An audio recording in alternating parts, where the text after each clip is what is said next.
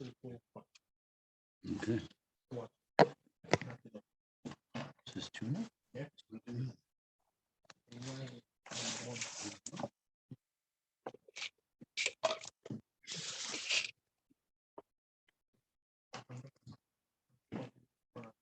All right.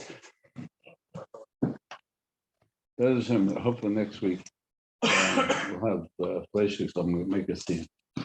Okay, sure. Wednesday. Okay. We'll have children here. We'll see. We'll see. The position. Oh, wow, I like that idea. I'm Yeah. You see him by Midbar? Huh? Would see him. No, see him. Masechta. which was Okay. Two of them. Okay, I'll be here. All right. We got Mattos, Masei, Shabbos Chazak, Yep, right in the middle of the 3 weeks. yep. And then we talked about it and then we have a permission. Sure. This is good. Because me, I'm here. Shima Dvar Hashem Beis Yaakov V'chol Mishpachos Beis Yisrael. Parshas Mattos, Masei. So we're in Masei. We actually Chamishi is in Masei. Masei when they're connected. So just they bring down the three parshas during the 3 weeks, which was really the after for Mattos by itself, which we learned last week. The Navi. The words of Yirmiyahu. The second parsha, which this week's Navi is Shema Dvar Hashem Beis Yaakov.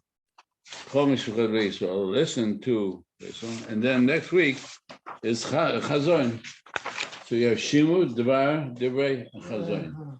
Listen, the words to speak. The Dvar Shema, listen, and Chazon, and see. To be able to speak, listen, and to see are the three kochos that differentiates a human being from the animals, the rest of the animals of the world. Because the animals, they can see, but they don't process what they're seeing. They see beyond what's right in front of them. They don't listen to hear that there may be something else other than what's in front of them. And to see, they definitely, they can't see that it's something that's greater than their own immediate needs.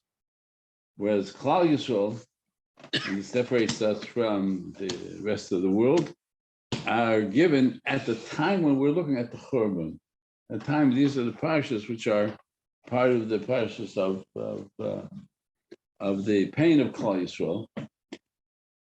It's asking from us to speak, watch for our words, make sure that our words are that which brings Avos Yisrael. Shimu, to listen to each other, to listen to the Dvar Hashem.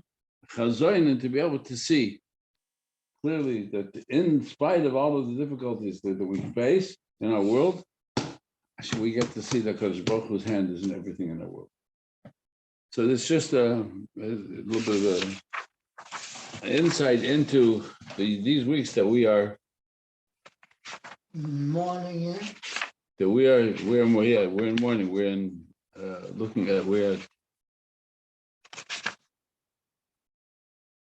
hoping that we are going to be able to see, hear, and speak the words that bring the Gula Shlema to this world. So you take a look at Chamishi, which is Shlishi in Parshas Masei, and it's the connection between last week with all these last several weeks Parshas and Chamishi and this week is pretty strong. Hashem spoke to Moshe and Arbas Merv. He's there on the Arbas Merv. He's on the banks of the Yarden. Arbas Merv, the valley of Merv, which is called in Israel, it's called Arava, right? That's the valley around the Yarden. Right opposite Yericho. Now it's you are going to speak and tell Bnei Yisrael, you, Bnei Moshe has to speak, tell Bnei Yisrael, you are now going to Yisrael. He's not going in, but they are.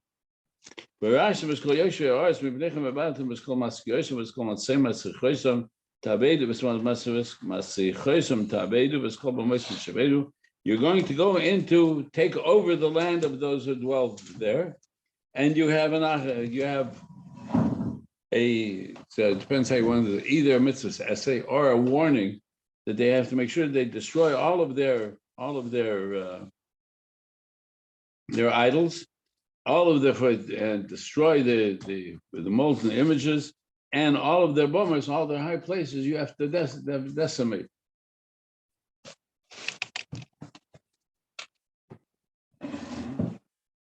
And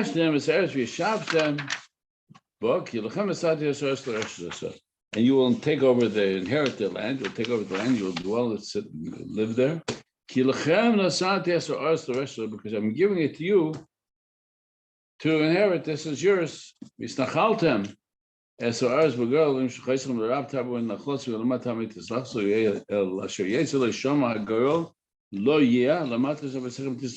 pointed out last week also. When the tzivah was given, there it was given exactly in the opposite sequence. But here it says, you shall divide up the nachla according with the girl, according to the families, and then if to the one which are bigger, the shvatim which are bigger, you have to give more, and to those who are smaller, you give less. Everything that comes out of the girl. That's the way that the leaders of it, the shvatim, will give you the eretz, which is sort of in our minds a paradox, contradiction. If it's by girl, if it's by lottery, so the lottery depends who wins the lottery. Gets the bigger chelik, the smaller. If you get, and they say no. They have to do a girl, which the girl has to come out. The bigger shevet should get the biggest portion. The smaller shevet should get the small one. But that's planning. That's not by lottery. A lottery seems to us to be chance. And therefore Chazal tell us that the nachla, that the girl that they did in the divide of Eretz Yisrael, was al pines. It was al Ruach HaKodesh. Right? So when they drew, they knew who was supposed to get which nachla, and they did the girl. That's where it came out. This shevet, this nachla, shevet, this nachla. So that what it forces us to recognize that which we think is by chance is never by chance. Proof is that the girl matches the nachla. Exactly what they were supposed to get. That's what they got, even though it was drawn up by what we call by the chance of the lottery. And therefore, everything that we see, everything we say, well, it just happens to be, it was a chance, it worked out that way.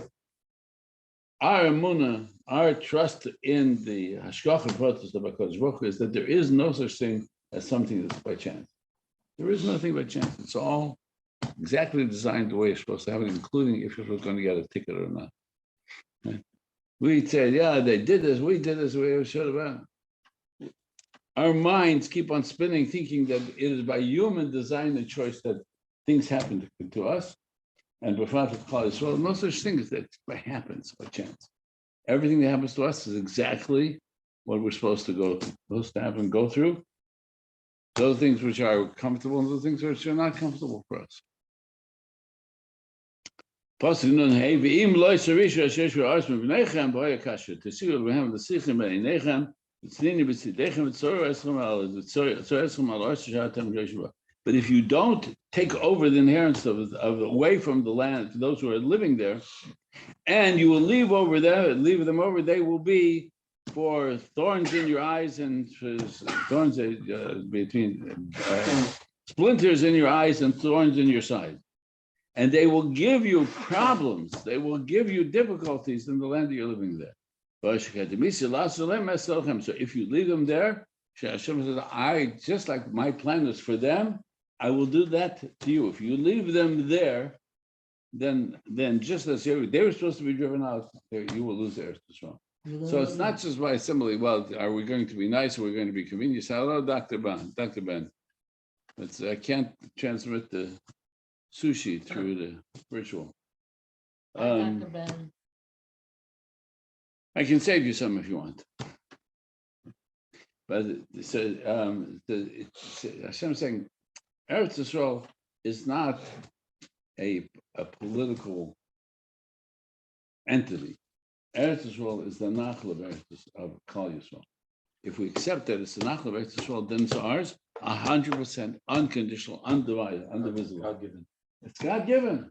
It's God-given.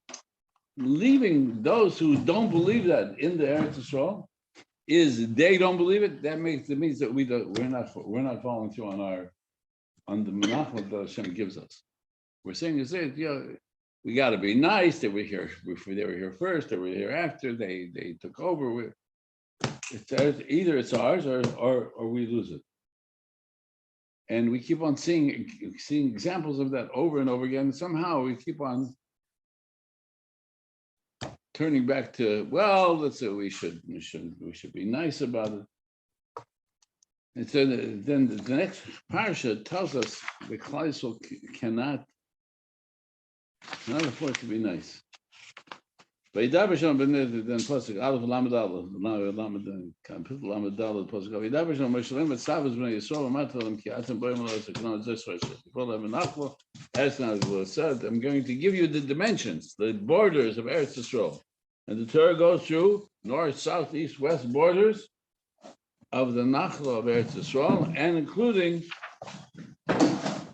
the Nachla that was taken and given to Reuven, Gad, and Chatzi Sheva Menashe on Eber Yarden.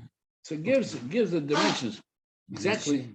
Menashe and Gad sit inside the garden. Yes. Is Israel? Yeah, but here the Torah says this we're giving that to Moshe there. Yes. Moshe in Israel. And Hashem is telling Moshe, make sure that this is what they do.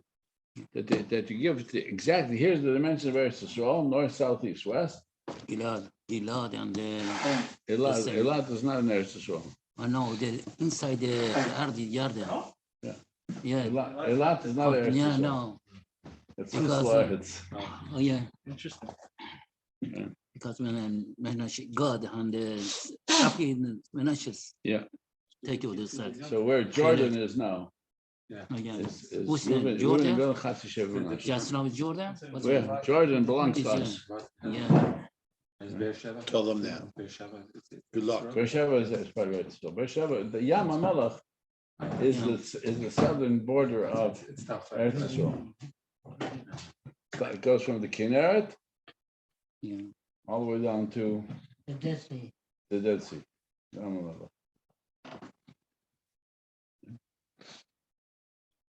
So the Torah doesn't say approximately. It's maybe this, maybe we can give them this little piece, maybe we can negotiate. The Torah says, this is Eretz Yisrael, this is what I'm giving you. If you take it, you take the whole thing, or you don't have it. Well, calm down. And this happened to me many years ago. Rabbi American came to Colorado. Came on a speaking tour. And of course, the Federation and the liberal community didn't want to allow him to speak. So they told all the congregations and all the organizations that not allowed to, don't let this person speak. He's a terrorist. So I said, I'm not afraid. He spoke for us. Advertised. And this was his time. Said, what are we doing? Hashem gave us this. They destroyed the guy. Hashem gave us his nachla. We're not holding on to the nachla that Hashem gives us. If we allow them to stay in Eretz Yisrael, we are denying that the nachla was given to us by Hashem. This has got nothing to do with if I like them or not. It's got nothing to do with political. What's the word for it? I got a story for you. Yeah. There's a rabbi lives in Buffalo, working in Attica. And it was a Jewish inmate. Yeah. Mm-hmm. And he came to the rabbi and he says, if you want, I can knock off Kahana's killer for you. Yeah. And the rabbi was in shock. He didn't agree. He didn't say anything because he can't agree to that. He could end up in jail himself. Yeah. That's right. They let him out, so he went and planted the bomb in the World Trade Center. Yeah. Or he was involved in that? Yeah. They let him out. He went and planted the bomb in the World Trade Center. Generous. Okay, fortunately, the bomb didn't. That bomb didn't It detonated, Did a lot of didn't take down the Did Trade damage. Center though. They didn't cause the building to collapse. And in Manhattan, they're making the Menashe city. It's not Israel. Manhattan, the son of the Menashe Yes, taken is Israel. you're Ben Menashe. Yeah, you're Menashe making. How about sure? Yeah, That's all part of this yeah, parsha. that's part of it. Sure. Yes. Mattos. And including this, this is who's going to divide which Shevet and which Nasi is going to be part of the distribution of the Nachlos. So we know it wasn't just every single Shevet with its boundaries, with its Nasi, all of them were precisely given in this parsha, precisely to Bnei Yisrael, without exception, without. And then, of course, the cities of Levium. We keep on. We're going through to the end of the parsha, and then to set up the Ori Miklat. I mean, they take something. The Ori Miklat is for people who were accidentally caused an accidental death, so they had to go to Ori Miklat. That's the whole parsha by itself. 6 years. Stay in the Ori Miklat.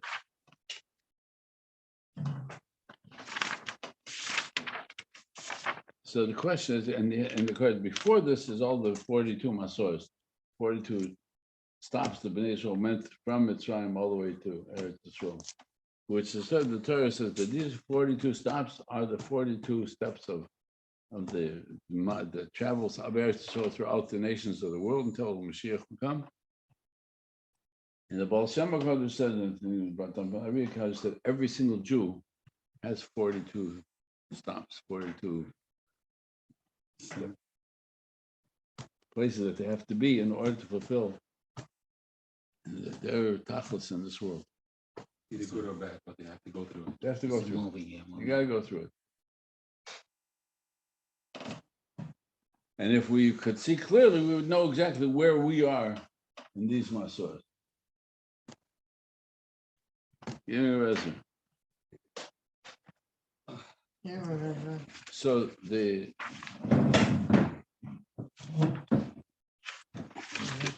again. Here's just a place.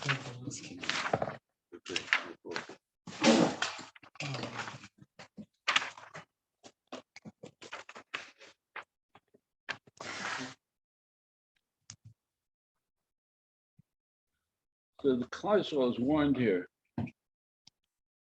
It's told we're given the mitzvah of Eretz Yisrael. So the Ramban says this parsha when it says it's nachaltem.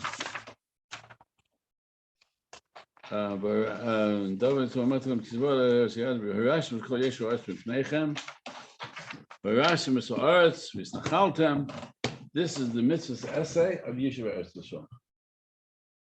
Rashi learns these as a warning. When you come to Israel, make sure you destroy the avodah zarah of the nations there, destroy all their places, and drive them out. Okay? Rashi doesn't learn this as a mitzvah. The Ramban says no, it's a mitzvah essay. This is the place we get the essay, the mitzvah of Yeshiva Eretz Yisrael. Interesting machlokes.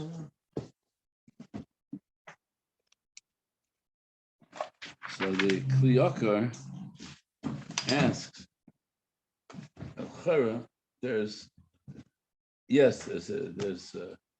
we're told that we're going to Eretz Yisrael. Why does it have to tell us before that we shouldn't do avodah zarah? So we afterwards not should do it. Make sure we destroy all the avodah zarah. What does it have? Why does it have to put it in the parsha of the Nachal? Somebody did the door.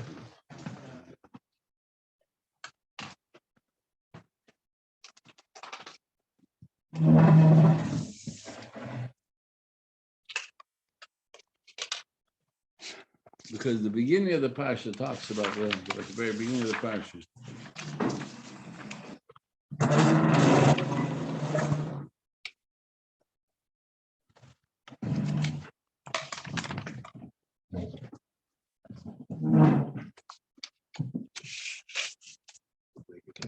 The beginning, it tells us that we have to destroy the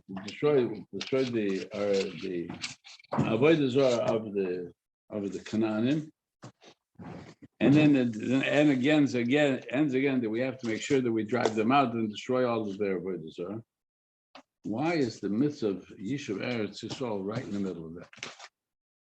The nachla, right? It gives us the nachla. You have to do the nachla by girl. You have to give it by all the Yud Beis Nesiim have to be part of the Gurban, the nachla. So why is this mitzvah of destroying the avodah zarah repeated again when we're talking about how we should give the nachla?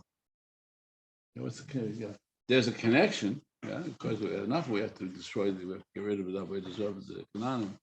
But this is the parsha of telling us how to give the nachla.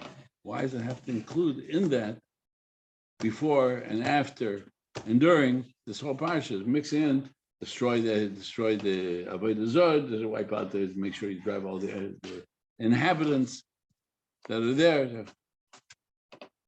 The nachla is parsha nachla. How you divide the nachla? By goro.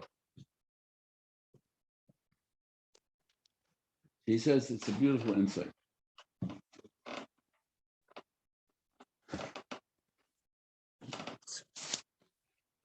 Shalom, Rabbi Shiur. Wednesday night Shalom is available. You're going to see him.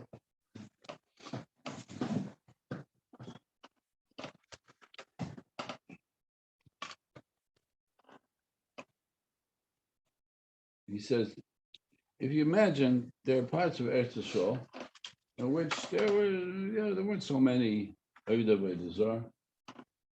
Some of the places didn't have any goyim living there. The nation Canaan wasn't every place in Eretz Yisrael.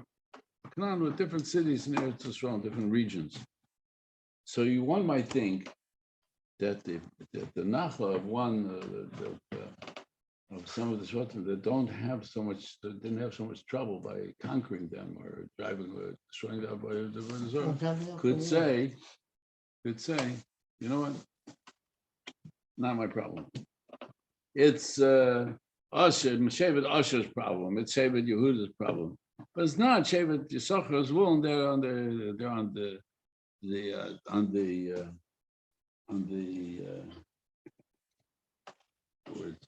the ocean side of the Mediterranean Sea. They had the ports. They had a big deal. There wasn't so much avodah zarah there. It was trading posts, port cities. So maybe say Sachar's will could say, okay, the fact that there's avodah zarah in Shomron, there's avodah zarah in Yericho, not our problem. He says, no. The Torah is telling us that the nachla gives us the dimensions of the nachla. It tells us how we're going to divide up the nachla. It tells us who it's going to belong to. The Arei Lebiyim and the Arei Miklat. It tells us that every single inch of Eretz Yisrael belongs to all of Klal Yisrael. That the first thing Kadosh Baruch Hu said, I want to tell you, this is the whole Eretz Yisrael. Then I'll tell you how to divide it up. So the Matan of Eretz Yisrael is the entirety of Eretz Yisrael. It's not your part or my part. There's no my part is better, your part. Even if we presume that they knew exactly who needs to be in which part of Eretz Yisrael, but that doesn't mean that this piece belongs to us and doesn't belong to you. Eretz Yisrael belongs to all of Klal Yisrael. Therefore, the parsha of Nachla is given over to Eretz Klal Yisrael as one whole matan of Nachla, and says it's yours if you take the whole thing. Don't take a part of it. Don't say this is part of my part, this is the part, right? Because the moment that we do that, then the people who are living there, we can say that's their part too. It's not. It's either all ours or we are giving it away and losing the rights to it. And that's what Hashem says. If you leave them there, if you leave the avodah zarah and the avodah zarah in Eretz Yisrael, then there's no way for you to stay here. Because the trust that we had, that Kadosh Baruch Hu gave us, is that He gave us the entirety of Eretz Yisrael, not little pieces, not parts. given to us as a whole matan. This is the kliyaka. He says, therefore, when you look at these parshas, don't break them apart. Look how the parsha was given to us. These are the journeys that you had to take to get there. And now that you're there, I'm giving it to you as a Yerusha. I'm giving you as a Nachal. So if you want to call it, as the Ramban said, this is the mitzvah Sesei Yishuv Eretz, or you want to learn like Rashi, which is a warning that when you get Eretz Yisrael, make sure that you get rid of all the Avodah Zarah and the Oivd Avodah Zarah from Eretz Yisrael.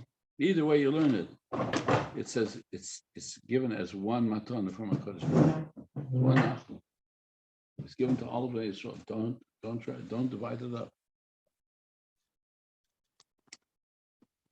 This is on what we call on the big picture. The big picture is the Eretz Yisrael. Either it's ours, or if we say we can say, well, that's not all ours, it's theirs. We can be nice, we can live together. One of the greatest mistakes that we've ever made.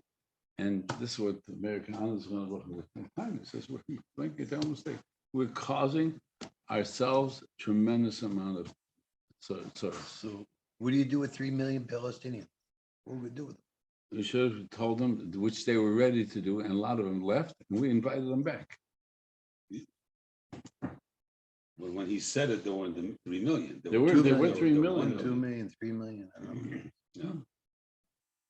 When he said it, there was he said you're still at the opportunity, especially after the '67 war, where all of a sudden the military victory was overwhelming, or even the battle with the Saddam Hussein. Right? They were sitting. We get into Eretz Yisrael right after the Saddam Hussein was lost the war and then he was captured. The Arabs were shaking in their boots. They were afraid we were going to take revenge. They couldn't be nice enough to us. And they said, okay, don't worry about it. We're all living together. It's fine. Yeah, it was Saddam Hussein. It was it was him, not you. And then they said, okay, good. If it's not us, then we're going to make sure we're going to. And it's kept on it has continuously increased. The difficulty of Yidden and Eretz Yisrael continuously gets worse and worse because we don't stop it. We don't say this is ours. So this parsha that puts us into this period of time is because the Torah tells us you want to stay in Eretz Yisrael. These are the conditions. You have to take possession of Eretz Yisrael and make it a place of kedusha. It's yours. It's either ours or what I said I'm going to do to them, I will do to you. I'll drive you on. So they said, why we went into Golos?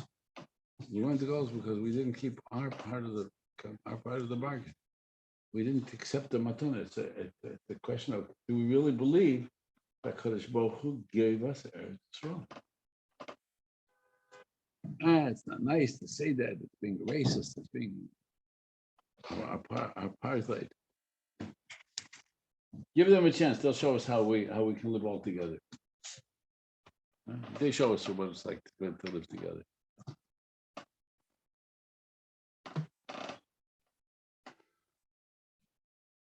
That's what they said. That it's famous. It's repeated over many times. When the UN recognized the state of Israel, somebody asked,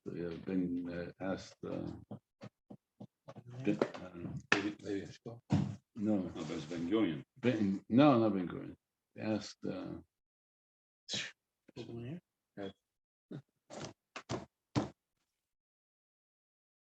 next prime minister after Ben Gurion was Begin.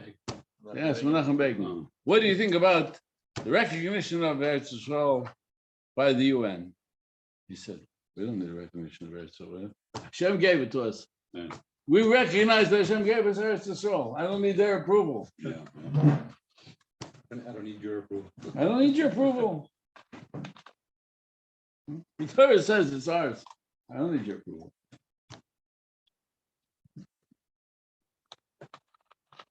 So that's that's the big picture.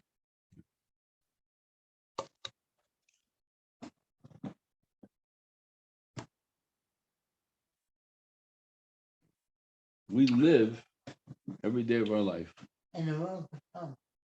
in this world, It is. as the saying, is this really mine? I daven every day. Do I really believe that this Hashem gives us everything that we need? Or I make the shtadlus and I get it, and therefore Hashem gives it to me. Or are we ready to say, everything that I have is given to me by HaKadosh Baruch Hu? Hashem gives us exactly what we need and exactly what we want, what we need to have. When we do, and we accept it unconditionally, 100%, then we have everything we need. The test of Emunah is the test of, are we going to get what we really need? Depends on our Emunah. But you still need to do your status. You'll have to do Ishtadlus, yes. Do you believe that when you make the Ishtadlus, you will get every single thing that you need to have, if you did it or not? Because you see that people get things that without no Ishtadlus. Obviously, Hashem could Not a Hashem could. provide whoever and whatever. he It's wants. not a question of Hashem could. Do we accept that everything that we have is given to us by Hashem? Do we accept that every word of our tefillahs Hashem hears? Do we have emunah? We daven. We believe that every single word that a Jew says is important. If we're not, then we're not davening. Now it's hard to keep that in our mind, because our minds have a lot of stuff going on. But it's a real question of emunah. Do we believe that Hashem listens to all of our tefillahs? Every single word. If we don't believe that Hashem listens to every single word, then we won't daven. Because why should I daven if Hashem's not listening? Yes, Hashem listens sometimes. Sometimes when I ask, so I'll get what I get what I need. Then we can't daven. Because then we're saying, well, maybe Hashem's not listening, maybe Hashem really doesn't know what I need. We could just follow the train of thought of how we see our efforts as being something that we have accomplished and we deserve to have and we should have and we need to have, rather than saying, I am ready to use this world the way Hashem wants me to have it. He tells me to Torah mitzvahs, he tells me you have to make the effort, the shtalos to do the reasonable efforts to make parnasa. Our parnasa comes from Hashem. Either it's either all or nothing. Either Hashem is everything, or we don't have. It's very difficult in our times. We're living in a world, especially. But I mean, a lot of times people think they're davening to Hashem, and if they don't get what they want or need, however you want to categorize it, you know what I'm saying, they think that Hashem's not listening or whatever. I'm saying, but in other words, Hashem doesn't always have to say yes. In other words, He's listening, but sometimes He could say no. That's also an answer, right? I mean, just because I'm davening for something that I think I want or that I think I need doesn't mean that Hashem's going to say yes. He's listening. He's whatever. And sometimes the answer is no. No, the answer is what you want now may not be what you need. It's the difference between saying that Hashem doesn't say no. Hashem never says no. But they have by Nachshon Waxman, remember, he was kidnapped a soldier. Mm-hmm. So some of his mother was very eloquent. And she said, Hashem gave me everything. And I asked him, when I asked him to say Nachman, he answered me, but he said no. Yeah. So what? We are tested. We're tested by in every action that we take. Do we see? Does Hashem watch every action we do? Is Hashem there in our life? It's either all or nothing. Either way. What's a balamuna, a maimin, supposed to say or think? Let's say he's lacking parnasa. He's lacking parnasa. He can't pay all his bills every month. Mm-hmm. Again, whether it's his mortgage or his health insurance or his And we go. but he's a balamuna. He's a maimin. You know what I'm saying, Davis Hashem, please, I need more parnasa. I can't pay all my bills every month. I'm going to have to juggle. I don't know where it's coming from, how much is coming. So, what's a balamuna supposed to think when he davens Hashem for more sustenance, but it's not coming? I'm ready to- Memela what? I'm saying I need it. You can't debate that. Can. I'm just saying, like If it's I- or the electric bill, or the national grid, or the health insurance, or the life insurance. I'm saying, Parshas, you need that, right? I'm saying like, these are things you need. So like, I'm a balamuna, I'm davening. So like, where is it? I know it comes from you. You're the only provider. You have endless of ways to provide. So I'm saying like whom, where, what, where, whom, you know. Good question. Excellent. Let's take it apart. In 3 weeks, we get to Parshas V'eschana. It's just 2 weeks away, 3 weeks away. Parshas V'eschana, Moshe Rabbeinu asked Hashem 515 times. Let them go into Eretz Hashem Yisrael. said, don't ask one more time, or we're going to make the ganze Welt so you believe. Right. Moshe Rabbeinu davened 500. Moshe Rabbeinu was davening 515 tefillos for Moshe Rabbeinu. Yeah. Why would the Moshe Rabbeinu accomplish 515? Was Moshe not a man? How's that an answer? Simply, Hashem- What Hashem are you showing me that No. Moshe Rabbeinu davened and he didn't get what He wasn't answered, right? Okay, he so didn't get. go further. So So yes, again, so Okay. that needs Hezbollah too. I'm saying like, I'm not saying. Okay, not every time you get a yes. it's not When your only kid every comes to you and time asks you you get a something, yes. you say always yes. If we're If getting a they no, need something, yes. Marty, if we're getting a no, If they need a third pair of sneakers, then it's no. But if he needs a winter coat in the winter, then it's yes. Let him answer.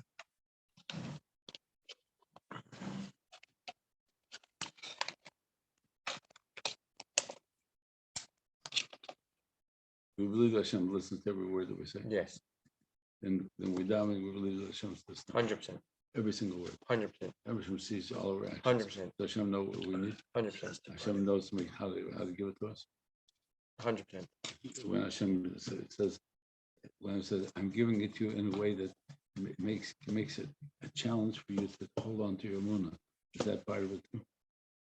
Absolutely. So then emunah requires Sha'at Tishma as well. Otherwise, we get caught up in our own thinking. And our own thinking, it says, maybe Hashem's not listening to me now. And the dividing line between emunah and not is a very small one. It's a very fine line. Can we accept that every tefillah that we daven, that we say, every tefillah we're mispalled, that Hashem is listening to our tefillahs, and Hashem is providing us with everything we need, even when we don't see it. So there is no such thing as a no from Hashem. Might not be the right time, but I don't know. No, it's not. May not what I'm asking for. That it has to happen in order for us to be able to get what we need. Like they say, you shouldn't ask about the should've, but you want that should've. Because you want it, but it might not be the right one for you. You have to And when you hear a no, and we had it many times with our children. And I once went to David Cohen, I said, Rebbe, how do I deal with those who say no without even listening? We know it's a good shidduch, yeah. And people say, no. He says, you don't understand, they did you a tova. They did you a tova. Because they said no, and they made it easy for you to say, here, no. Instead of saying, maybe it can happen, I will try this. The people who say no to the shidduch is a tremendous tova. Next. I said, next. Right. Go on to the next one. So in our world, in our lives, we keep on saying to Hashem with the yes to what we think, what we want. And Hashem says, yes, and we're going to give you everything you need, even if it comes with difficulties in Yisurim, because we go through this world, not for this world, we go for the world for the Neshama and Olam Haba. And so everything that we go through has its plan and its purpose, including the things that we think that we need, we believe that we need, and Hashem says, I'm going to give you what you need. And it may not even be for this. It may even be taken for previous Gilgal, or a preparation for the next one, or for Olam Haba, or to spare us for the difficulties of Gehenna. Because every choice that we make, it counts, right? There's no such thing as action that a Jew does that doesn't count. So for every step that we take, both mitzvahs and averos, there's a precise counting and accountability for every single thing that we do. And we accept that, that's our emunah, then we realize that sometimes we're going to go through difficulties. And the things that we would like to have and need, we don't. Does that mean it's bad for us? Hashem never says no. It's an impossibility. If we're Mamad, Hashem is Kol Yochel, and Hashem Elokeinu, Hashem Echad, then everything has its place. And that's really the purpose of the Shema Yisrael. When we say Shema Yisrael, Hashem Elokeinu, Hashem Echad, it doesn't say that Hashem is HaEchad, the only one. Hashem is Echad. Hashem is one.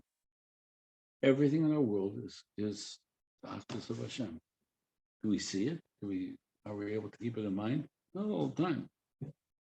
It does come to a test of emunah, and that, I believe, is the Nisayon of our door. Because we have so much technology, so many things that we are making nishtadlus, and allowing all the stuff that going on in our life makes it very confusing for us. It's very hard for us to see. These people went into the internet business, and they hardly make any effort. And look at they're sitting and they're getting everything that they're spending and they have, and we're working hard and barely managing. As they say in Israel, not kesher. Because what that person is getting, either they're getting schar and olam haba, they're getting schar and olam hazeh. There's nothing out of place. Hashem is echad, then there's nothing out of place. And it's a big nisayon. Yeah, you see your neighbor, he's smirking, he's smiling because he's sitting on a massive wad of cash. Yeah. And then he knows you're plumb broke. And That's he right. smiles, he smirks. And so that cheshbon for that smile, Hashem has the cheshbon for that too, as well as the pain that we have by feeling embarrassed. I might have to buy your house from you. Yeah, okay. I'd rather sell it to a Schwartz. Yeah, that's our test. That's our test. The test is, can we remain positive about everything that we have and everything that happens to us? Because Hashem Zechor, then everything's positive. There is no such thing. So there is never a negative in Hashem Zechor. Anytime that we experience that lack of achdus, that's our nisayon. And so, when the Torah gives us and tells us that the nachlo given to the Eretz Yisrael, it's not only the land itself which is our nachlo, it's the Torah is our nachlo. Are we accepting the nachlo unequivocally, unconditionally, 100%? That's the nachlo. Paraya, Levi, the Kohanim, we're not given nachlo in Eretz Yisrael. Why? Because Hashem hu nachlo. So we say, okay, the Levium, they're holy people. I use that. You could The use Lev- it. Okay, it's all right. The Levium, that's the Levium, they're holy people. The Kohanim, they don't need property. We need to have our property. And that's just, every member of Klal Yisrael has their place and purpose, and either we accept it or we don't accept it. If we accept it, then our emunah becomes stronger, and if our emunah is stronger, then what we receive, we accept. And it's a difficult nisayon in our times. So I guess it's been every generation has its nisayon.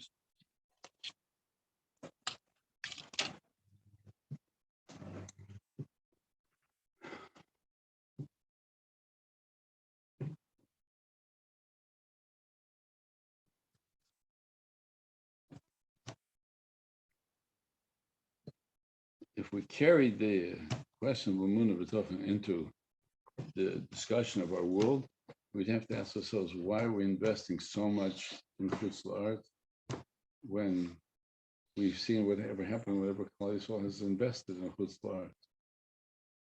When every time we became comfortable among the nations of the world, they showed us that we don't belong. It doesn't belong to us. What belongs to us is in Eretz Yisrael. Each one of us has a chelik and nachla.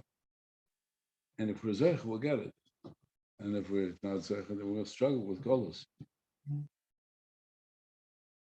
But the backlash that the Kli occurs several times in this parish of Chumash, the backlash of every time the Klal Yisrael demonstrates financial success in our world, the backlash is that it gets taken away from us. So we should feel bad that some people don't have, some people are struggling to pay the bills, and other people are not struggling to pay the bills. I'm not sure which one's going to be, which is better for us. Well, you send the money's worthless anyway. Which one's better for us? Not to have to worry about money or have to say, Hashem, please give me what I need today. Because all it tells us is that the difference between us and the nation's world, Hashem gives them, when Goyim brought Korbanos, this is the last week's Parshas, Hashem, when Goyim brought Korbanos to the base of Mikdash, Moshe Rabbeinu was mispal that Hashem should give every single guy who brings a korban to the base of Mikdash, his request should be accepted. You never have to say that he didn't get from Hashem what he asked for. So for Bnei Yisrael, you have to be ready to do tshuva for it. You have to be ready to use the korban as a way to be closer to HaKadosh Baruch Hu, and then Hashem will give us what we need. Our tefillos don't have that instant gratification. We like to have instant gratification.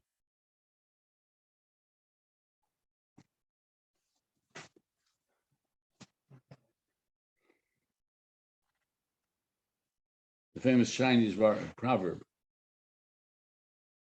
There's a parable that's given for China. One of the emperors didn't have any children, so he wanted to choose a successor.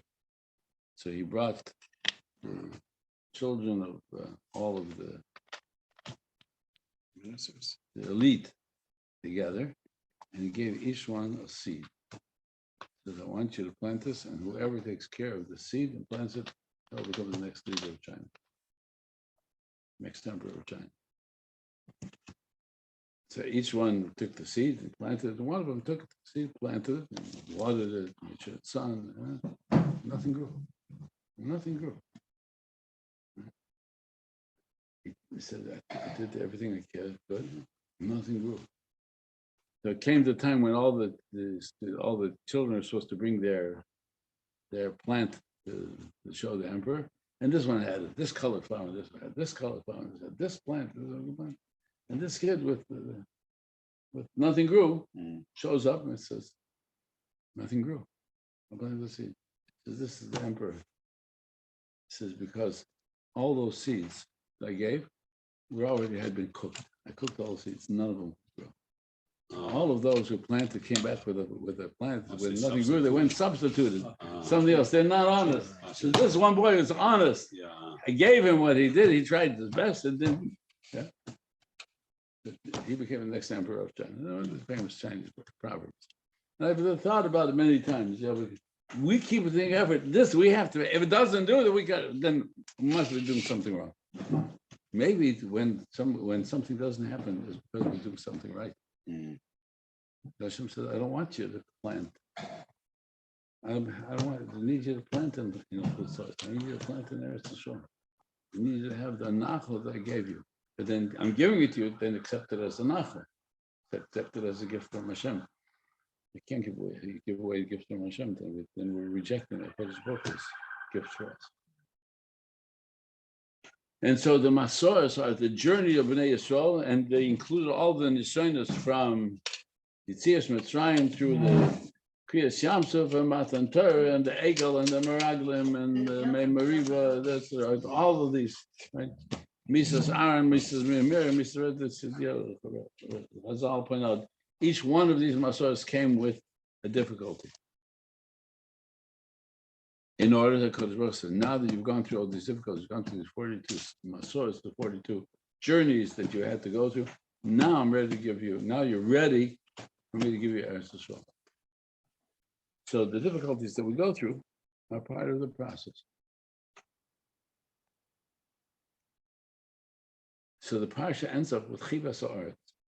The Sefer Bamidbar ends up with the women who loved Eretz Yisrael. B'nai Salachah. That's the last, that's Maftir of Masei, is the B'nai Salachah again. The B'nai Salachah, the daughter, they didn't marry anybody because they didn't want to ruin the chance of a nachal.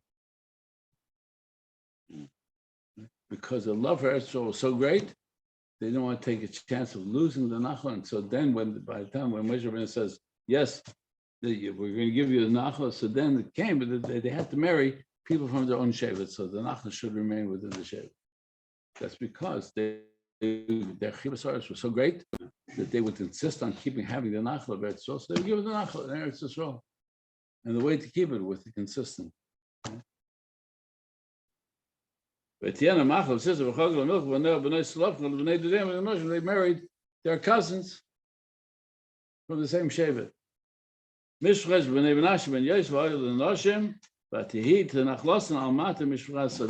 nachal remained in the nachal of their father. This is given on the edge, standing by the edge of the Yarden. Chibas ha'aretz is the end of Sefer Bamidbar.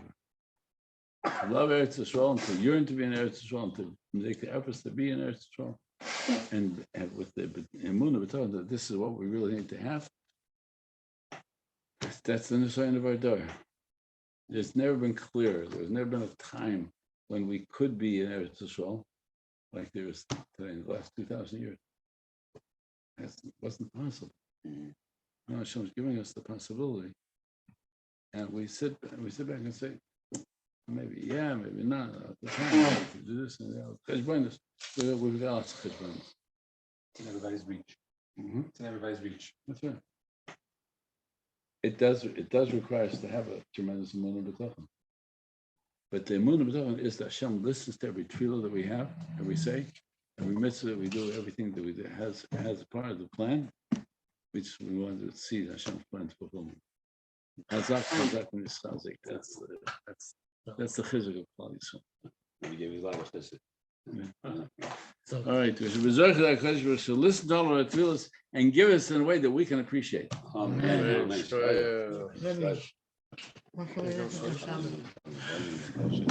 right, everybody have a great Shabbos. You want copy of the sushi home? You take some sushi home. Whoever needs a ride, yeah? Yeah, sure. Okay.